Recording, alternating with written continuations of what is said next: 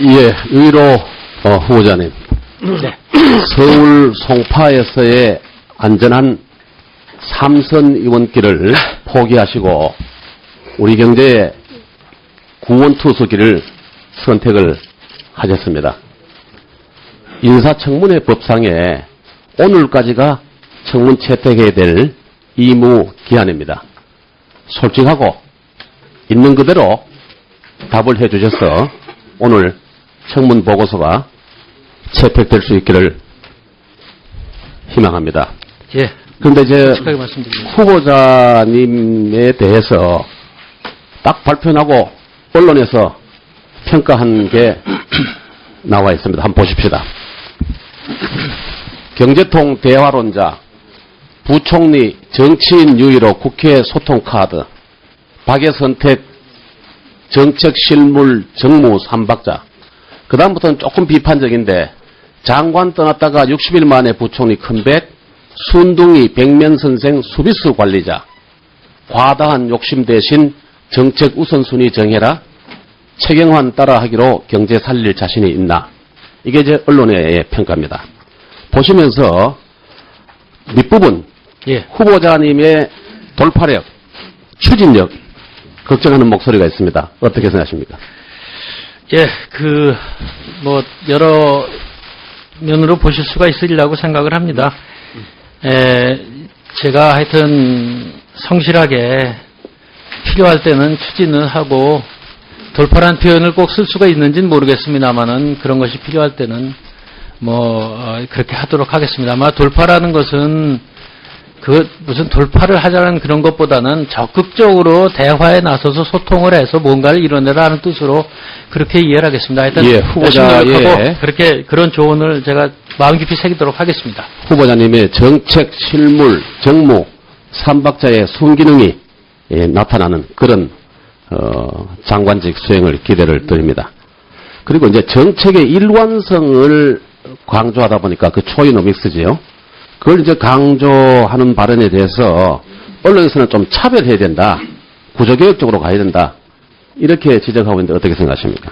예, 제가 사실 초이노믹스라고 이제 흔히 말들을 합니다만은 최경환 부총리 이른바 2기 경제팀이 특별히 무슨 아주 새로운 것을 한다기보다 전반적으로 박근혜 정부의 정책 기조를 유지했다는 그 생각을 판단을 하고 있습니다. 그래서 제가 그 면에 있어서는 박근혜 정부의 정책 기조를 변경시키지 수가 없다는 그런 뜻에서 말씀을 드린 것이 마치 무슨 이른바 초이노믹스를 그대로 계승한다는 것을 들렸는지 모르겠지만 그런 뜻은 아닙니다. 예.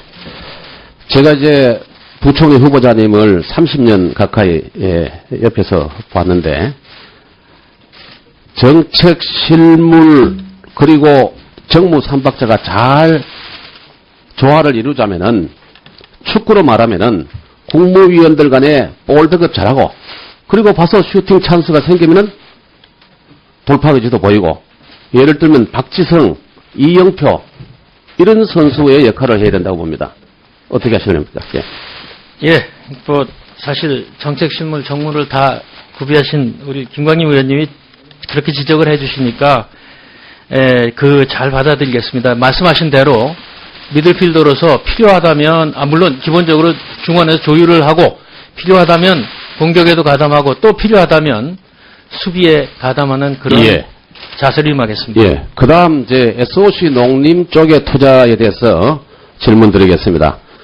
2011년 내에 안종범 경제수석하고 건강한 복지를 꿈꾼다.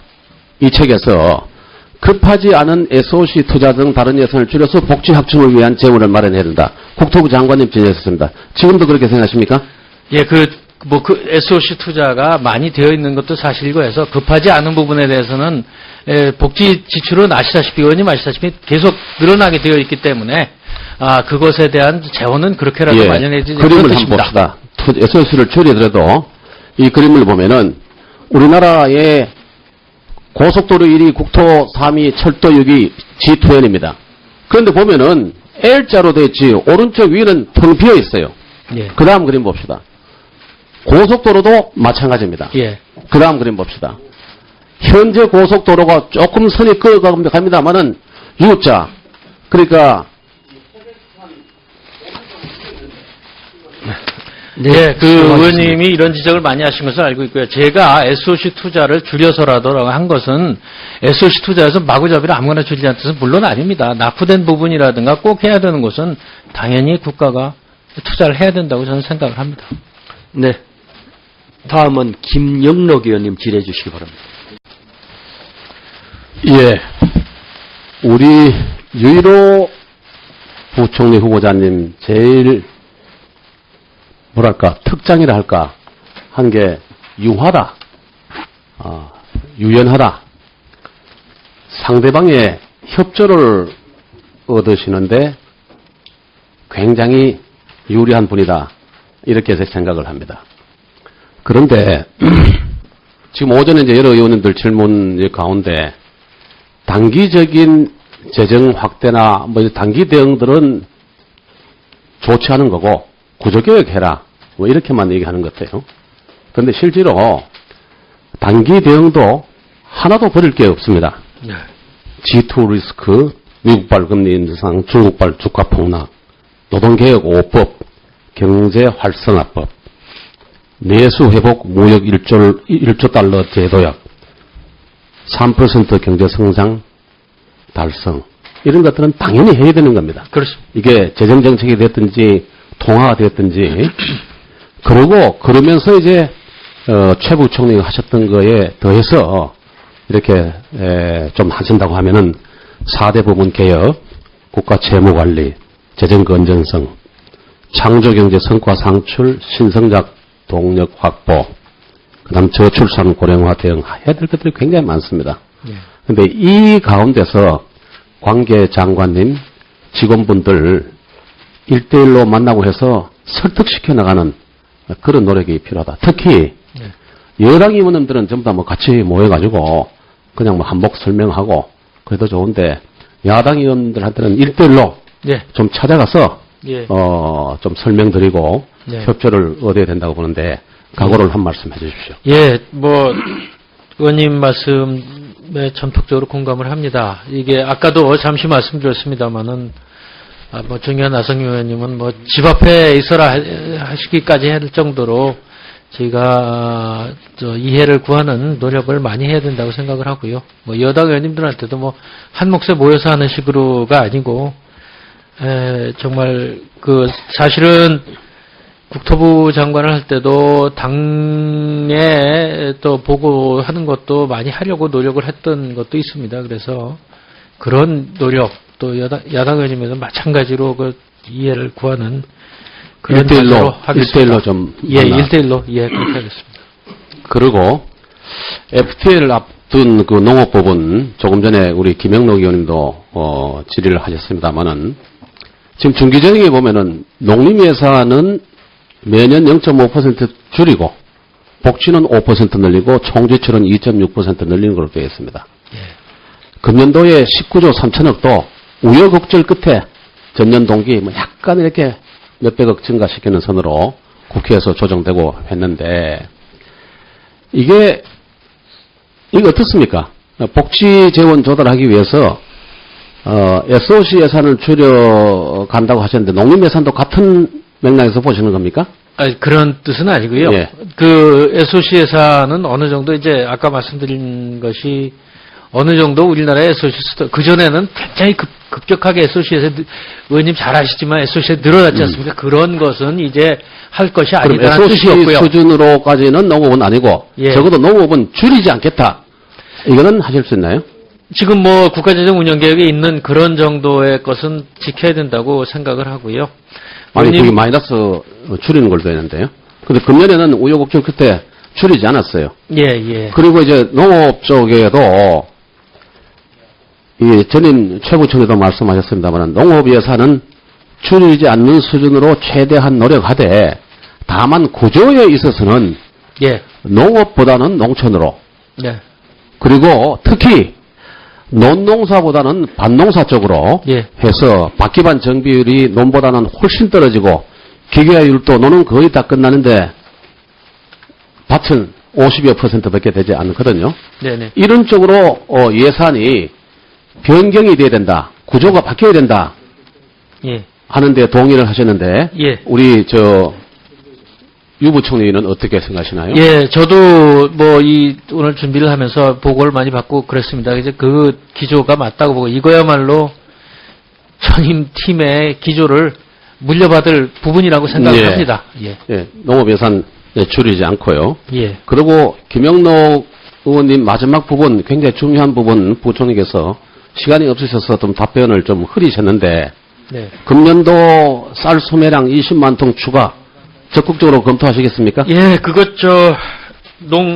농림수산식품부와 더불어서 이제 참 적극적으로 검토를 해서 농민들의 피해가 안 가도록 쌀농가에게 피해가 안 가도록 제가 노력을 해보겠습니다. 예. 오전에 이제 누리과정 예산 편성 관련해 가지고 여러 의원님도 말씀해 계셨는데 이거는 유아교육법 24조에 보면은 예. 취학 직전 3년의 유아교육은 무상으로 실시하되 무상의 내용 범위는 대통령으로 정한다.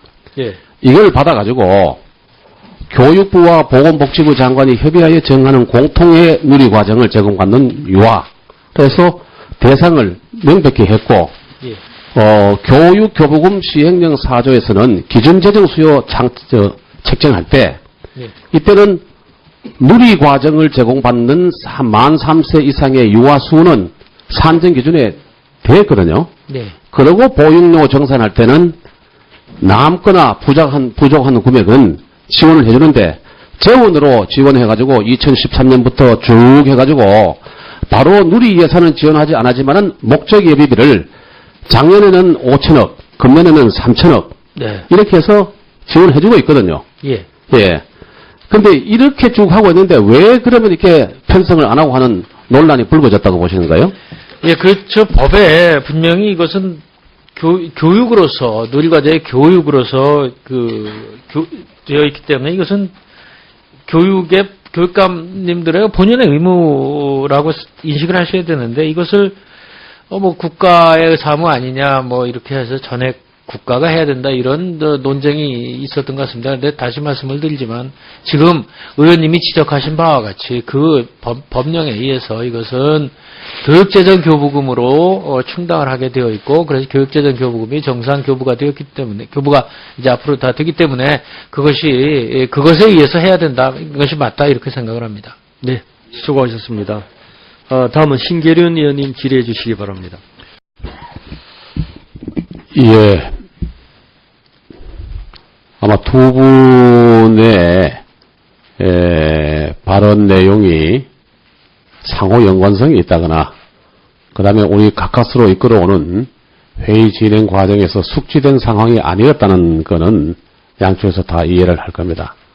그러니까 조금 더 참아주시고 양간사 간에 속기록 확인하시고 의사진행하실 분은 의사진행하시고 또 회의 진행 또 발언 부총리께 질의하실 분은 질의하면서 조금 시간을 가지고 또 김태훈 의원님 또 지금 어디 멀리 가지는 않았을 테니까 또 간사님하고 우리도 가서 좀 확인을 하고 그래서 좀 진행이 좀 되었으면 좋겠습니다. 예.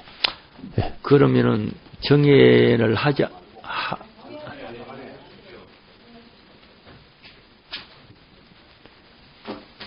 박명재 의원.